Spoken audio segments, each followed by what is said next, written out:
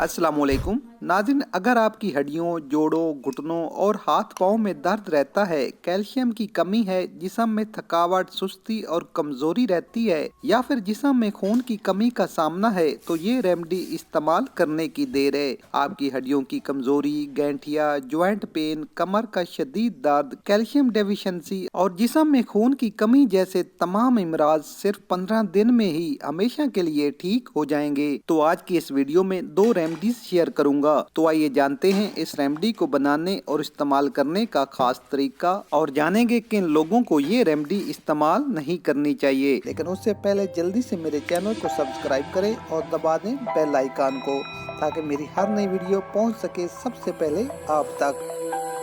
तो सबसे पहले हम लेंगे सफ़ेद तेल। नाज़रीन, सफ़ेद तेल calcium, iron, magnesium, fibre, zinc और कॉपर जैसे कीमती मिनरल से भरपूर होते हैं, जो हमारी हड्डियों, दांतों और कमजोर मसल्स का असरदार इलाज है। इसके अलावा तिलों में अमीनो एसिड की काफी मिकदार मौजूद होती है, जो बच्चों की हड्डियों और नशोनुमा के लिए बेहद जरूरी है। जबकि गिरते कमजोर बालों और बेरौनक स्किन के लिए भी तिलों का इस्तेमाल बेहद मुफीद है। तो मैंने तकरीबन 2 से 3 मिनट के लिए तिलों को हल्की आंच पर रोस्ट कर लिया है। ठंडा होने के बाद 2 खाने के चम्मच किसी जार में उंडेल लें। अब इसमें शामिल करें शहद। नाज़रीन, शहद इतना ही शामिल करें जितनी चम्मच आपने तिल शामिल किए हैं। 1 महीने के लिए भी आप इसको बनाकर रख सकते हैं। नाज़रीन, शहद हमारे इम्यूनिटी सिस्टम को मजबूत बनाता है, खांसी, बलगम और अंदरूनी इन्फेक्शन के लिए बेहद मुफीद है। तो दोनों इंग्रेडिएंट को अच्छी तरह मिक्स करने के बाद इसकी 1 चम्मच रोजाना नाश्ते के साथ इस्तेमाल करें, जबकि बच्चे आधी चम्मच इस्तेमाल कर सकते हैं। अब दूसरी रेमेडी जो शुगर के मरीज भी इस्तेमाल कर सकते हैं। रोस्ट हुए तिलों को पीस कर सफूफ बना लें। अब इस सफूफ की